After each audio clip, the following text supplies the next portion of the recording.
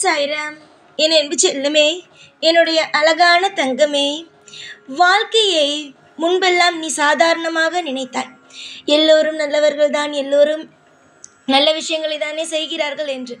ஆனால் சமீப காலமாகத்தான் யார் யார் எப்படிப்பட்டவர்கள், என்ன செய்கிறார்கள், ஏது செய்கிறார்கள் என்று எல்லா விஷயத்தையுமே உனக்கு இந்த வாழ்க்கையும் புரிய வைத்தது.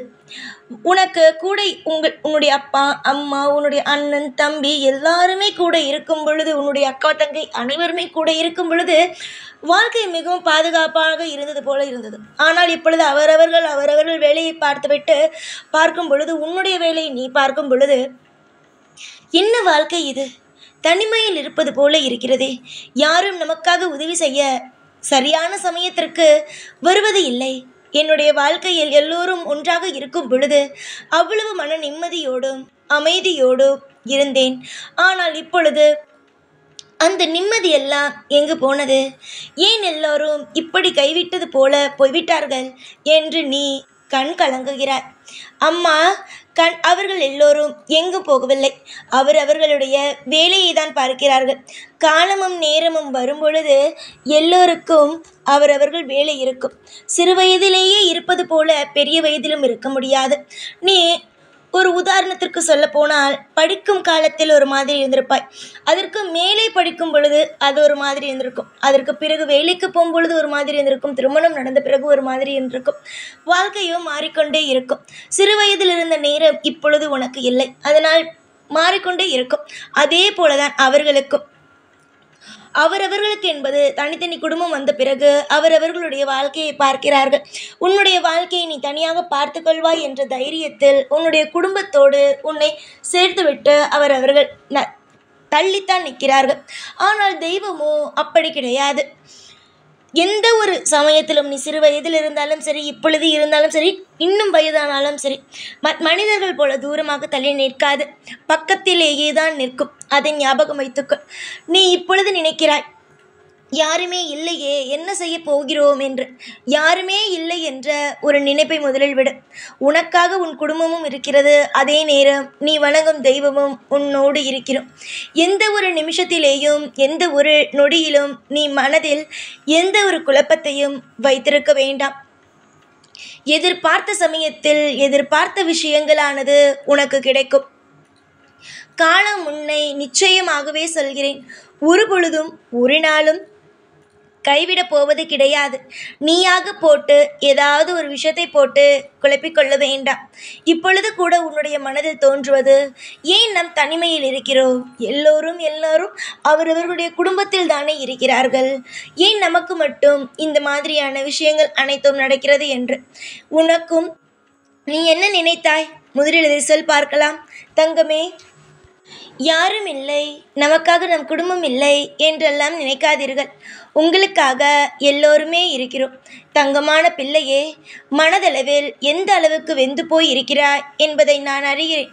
ஒரு நாள் கூட உன்னுடைய வாழ்க்கையில் நான் உன்னை ஒரு சித்திரவதையெல்லாம் செய்யப்போவது இல்லை. யாரும் இல்லை என்று புலம்புகிறாய். உனக்கு எதற்காக எல்லோரும் எப்படி என்பதை புரிய வைத்தேனோ, அதே போல தெய்வமும் உன்னோடு இருக்கிறது என்பதை புரிய வைக்கப் போகிறேன். இன்று இரவு உன்னை நான் தூங்க விடுவதாக இல்லை. என்ன சாய், நான் தூங்க வேண்டும், எனக்கு எப்பொழுதாவது தான் தூக்கம் வருகிறது, என்னை மட்டும் ஏன் இவ்வளவு கஷ்டப்படுத்துகிறீர்கள் என்று நீ கேட்பது புரிகிறது. எல்லாம் ஒரு நல்ல காரணத்திற்காகத்தான்.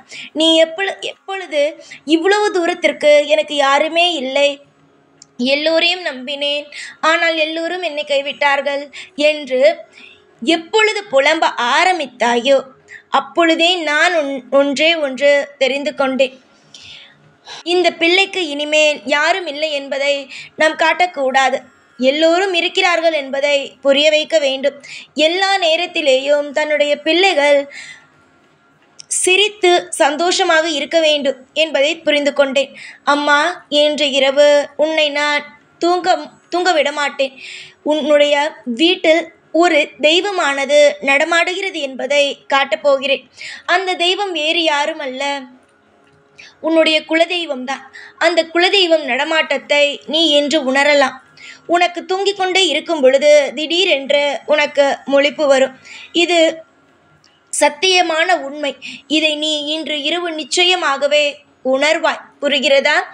திடீரென்று தூங்கிக் கொண்டு இருக்கும் பொழுது சரியாக 12 மணிக்குமே உனக்கு முழிப்பு வரும். முழிப்பு வந்து நிச்சயமாகவே இந்தந்த மாதிரி நான் சொல்லக்கூடிய இந்தந்த விஷயங்களானது உனக்கு கண்ணுக்கு நீராகவே தென்படும். முழிக்கும் பொழுது நிச்சயமாகவே ஒரு ஒரு பூவுடைய வாசம் வரும். அந்த பூவுடைய வாசம் என்னவென்பதை உன்னால் யோசிக்க முடியாது. அந்த அளவுக்கு ஒரு வாசமானது வரும். சாம்பிராணி வாசம் வரும். அதுபோல ஏதோ ஒரு நடமாட்டம் இருப்பது போல உனக்கு உணரும். உடம்பானது சிலிர்க்கும். நீ எந்த ஒரு இடத்திலும் பயப்பட வேண்டாம். என்னடா இது திடீரென்று இப்படியெல்லாம் நடக்கிறதே என்று. நான் அதனால்தான் நீ பயப்படுவாய் என்பதற்காகத்தான் முன்பே வந்து சொல்லிவிட்டேன். உன்னுடைய குலதெய்வம், உன்னுடைய வீட்டில் இருக்கும் அனைத்து தெய்வத்திடமும் நீ இதைதானே புலம்புவாய். எனக்கு யாரும் இல்லை, என்னை விட்டு எல்லோரும் போய்விட்டார்கள், யாரும் இல்லை என்று தானே புலம்புவாய். அதனால் நாங்கள் அனைவரும் சேர்ந்துதான் இந்த முடிவெடுத்து உனக்கு இன்று இரவு இந்த விஷயத்தை காட்டப் போகிறோம். ஆனால் திடீரென்று சொன்னால் பயந்து விடுவாய் என்பதற்காகத்தான். இது ஒன்றுமல்ல, நல்ல விஷயம் என்பதையே உனக்கு நாங்கள் சொல்கிறோம். புரிகிறதா? நான் என்ன சொல்ல வருகிறேன் என்பதை நீ புரிந்து கொள்கிறாயா என் தங்கமே? திடீரென்று அந்த ஒரு பூவுடைய வாசத்தை, என்ன பூ என்பதை உன்னால் உணர முடியாத அளவுக்கு வாசங்கள் வரும். அதற்கு பிறகு சாம்பிராணி வாசங்கள் வரும். அதற்கு பிறகு ஏதோ ஒரு விஷயம் உன்னுடைய வீட்டில் நடமாடுகிறது என்பது உனக்கு தெரிய வரும். அதற்கு பிறகு உன்னுடைய உடல் சிலுக்கும். நீ எந்திரிக்கவும் வேண்டாம், எந்த ஒரு விஷயமும் நீ செய்ய வேண்டாம். நீ அதை உணர்ந்தால் மட்டுமே போதும், வேறு எதுவுமே தேவையல்ல. இன்று இரவு நிச்சயமாக இந்த இன்ப பரிசானது உனக்கு காத்து கொண்டுதான் இருக்கிறது. நிறைய பேர் நிறைய விதமாக உன்னிடம் ஏதாவது ஒரு விஷயத்தை சொல்லலாம். ஆனால் நீ மனதார ஒரே ஒரு விஷயத்தை மட்டும் எடுத்துக்கொள்ள வேண்டும். தெய்வம் இருக்கிறது. தெய்வம் உனக்காக எல்லா விஷயத்தையும் செய்ய தயாராக இருக்கிறது என்பதை, காலமும் நேரமும் உனக்கு நிச்சயமாகவே துணை இருக்கும். எந்த ஒரு நேரத்திலேயும் எந்த ஒரு விஷயத்திலேயும் உனக்கு எப்பொழுதும் காலம் உன்னை கைவிடாது. எந்த ஒரு விஷயத்தையும் நினைத்து எப்பொழுதுமே ஏதோ ஒரு விஷயத்தை போட்டு குழப்பிக்கொள்ளாது. நன்மைகள் உண்டாகும்.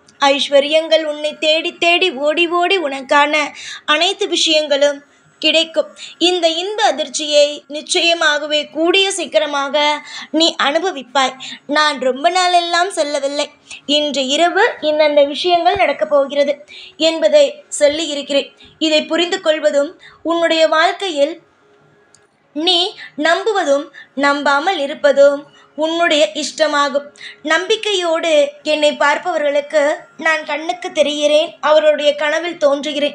நம்பிக்கை இல்லாதவர்களுக்கு நான் என்றுமே கல்லாகவே இருக்கிறேன்.